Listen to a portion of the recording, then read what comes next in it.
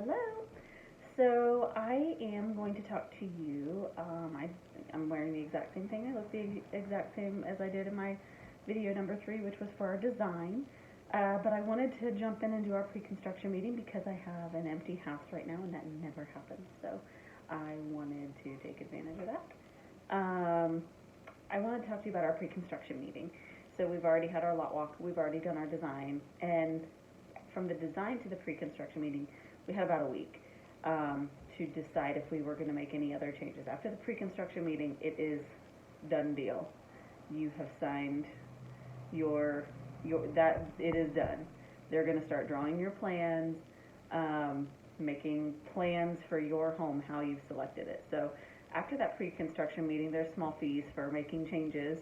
So I just wanted to, that was something that we didn't realize going in, but it's handy to know it. I mean, it was not a negative surprise. It was just, oh, okay, we need to be sure that we've got what we want and we're not making changes after this. So when we were scheduling the pre-construction meeting, we were told to plan for 4 to 6 hours. We were there for about 3.5. We didn't make many changes. I was already pretty confident with everything we had selected. Nothing really popped up that seemed off base or wrong, or I mean, we pretty much, we were there. We were ready. So when we went, it was me, my husband, and my dad. My dad's built a house. The very first house I lived in, my dad built with his own 2 hands. And we are actually building our home right around the corner from there. So, and he grew up on the farm that we're building on. He lives at the farm that where the land is that we're building on. And I just wanted him there because he would think to ask of questions that me and my husband may not have. Things about construction and that kind of thing. So it was, I wanted him there for sure. They said to plan for about 4 to 6 hours. Took about 3.5, so it was still a really long meeting. And COVID-19, the whole pandemic was fresh and new, so we were full force with our masks for that whole 3.5 hours. And it was a little bit of a challenge, but you live through it. We made a handful of changes. We fixed a couple of like cabinet door handles or knobs or pulls that we had selected, and we confirmed that a couple of those had been logged wrong. So we checked that. We are building the Charleston American tradition. Beautiful home, absolutely beautiful. We've added, it was within our budget. But we added a porch, a large back porch. And if you're on their website ever, you can look at the one that's in Batavia, Ohio. Or I'm sorry, not Batavia, Milford, not Batavia. It's right next to there. But Milford, Ohio. And it is the American tradition, and they've got pictures of that back porch. And that's the back porch we're doing. It's gorgeous, but it's gorgeous. It's expensive. So we had to really go through and pick and choose things that we could live without, because this was added living space. On our property, there's a gigantic pond that's going to sit right behind our house. It is beautiful. And that's, 9 months out of the year, we're going to be able to, I'd say maybe 8-9 months out of the year, spend a whole lot of time outside. So this is actual added living space. It's not just a porch where you're going to eat dinner every now and then. We are going to be out there a lot. So it's an investment that we felt was worth it, because to add on later, it wasn't going to be as beautiful. It was going to look like, we were afraid it would look like an add-on. So we're getting it where the roof is already built out with it. The gorgeous cedar wrap posts. It's going to be so nice. But in order to afford that, we had to go through and pick and choose some things to remove to cut some of the costs elsewhere. So we removed, just as an example, a locker system that was in the mudroom, One of those real cute, got some cubbies and hooks and shelves and the wainscoting behind. It was gorgeous, but had to cut that out. The tray ceiling in the master suite, the owner suite. I wanted a tray ceiling ever since I've wanted to build, but I want a back porch more. And to cut the tray ceiling and add a door from our master suite to the back porch helped save a good bit. And it's like I said, my dad's done construction before. My husband has worked with him before on stuff, fixing things and putting things in. And I think what we're going to do a little farther down the road is hang some crown molding in the owner suite, just to give it a little bit extra at some point. But that's something that can come a little bit farther down the road. It's our forever home. We're going to be there forever, so that's going to be something we'll give ourselves later, to just kind of fresh up our room and make it seem a little bit more elegant, classy. Let's see, what else did we give up? We also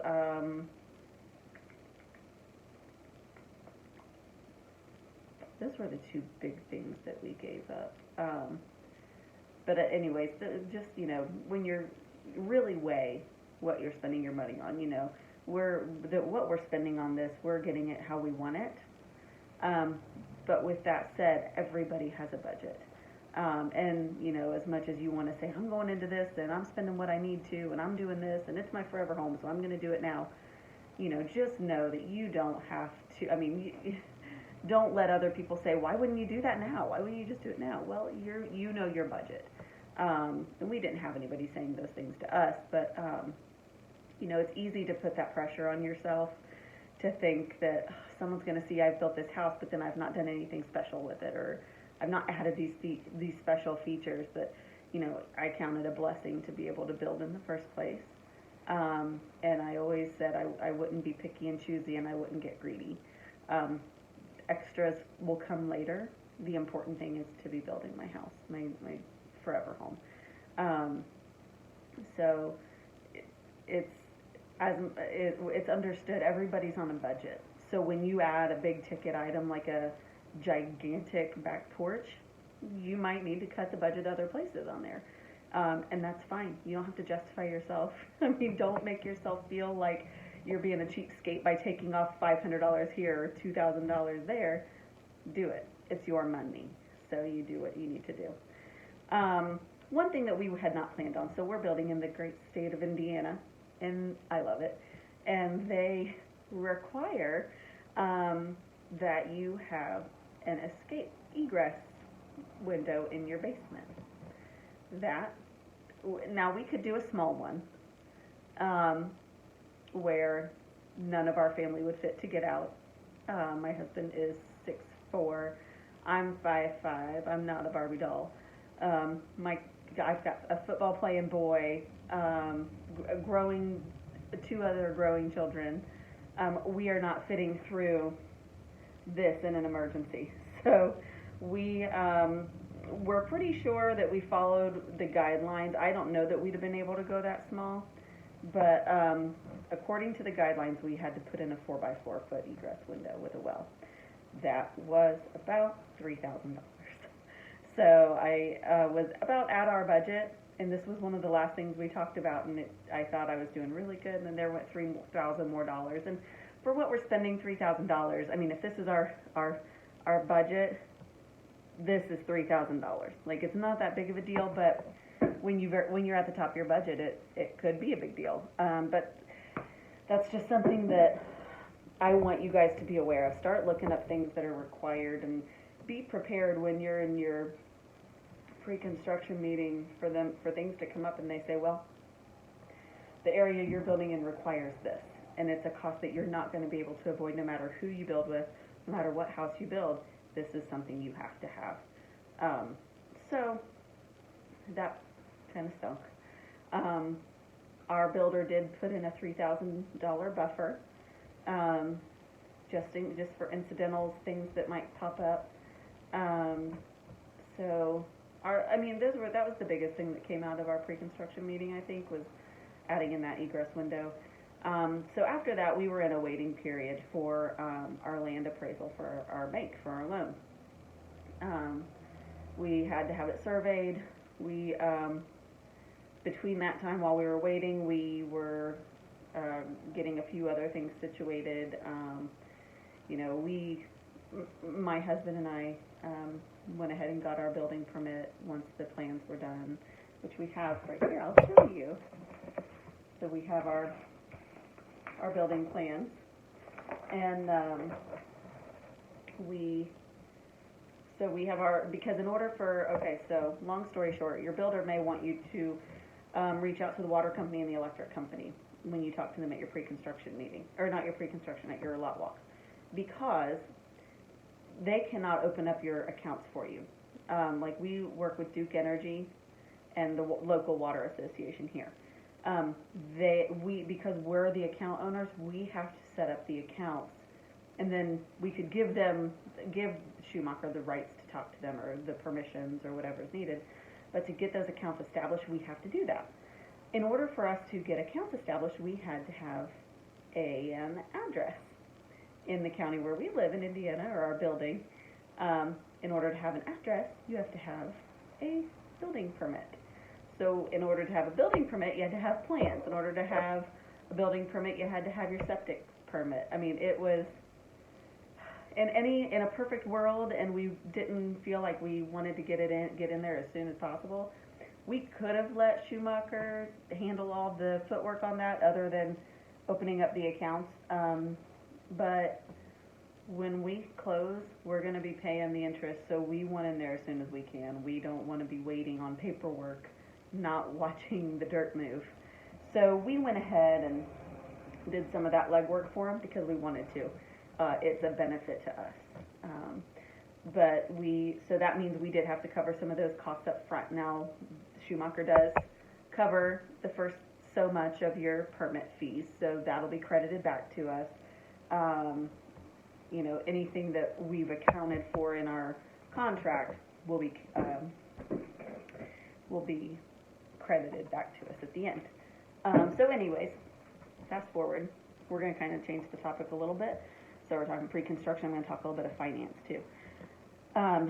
Our appraisal came through slightly short. We've figured it out, and we should be good. We're waiting. Everything has been submitted to the underwriters. We got an exception from the bank, and they've submitted everything to the underwriters, and we're hopefully going to be closing in the next few weeks. But until those underwriters approve it, we're kind of just sitting and waiting. It could take 2 to 3 days, and it was just submitted this morning. So that's where we're at for pre-construction and financing. We're in the home stretch. Everybody is waiting for the bank right now. We have the water company.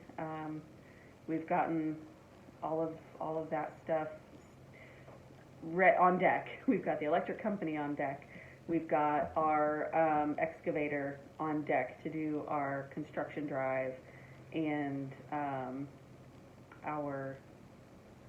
he's doing our construction drive. Oh yeah, he's also the one doing our septic, but yeah. So anyways, I just wanted to talk to you guys, and anybody that's getting ready to do their pre-construction meeting, give you an idea of what to expect. So hope I'm not going into too much information with all the finance stuff. It can be boring, but I know at this point I would love to be talking to somebody who's built and hear, well, what was your experience? What did you go through? Did your bank require this? Did you do that? And I know things like that, requirements change by the day, it seems. But it's nice to know that everybody else has those same thoughts too. Everybody is wondering, what's my next step? What am I waiting on? Where are we? So that's where we're at. We're in a waiting game right now.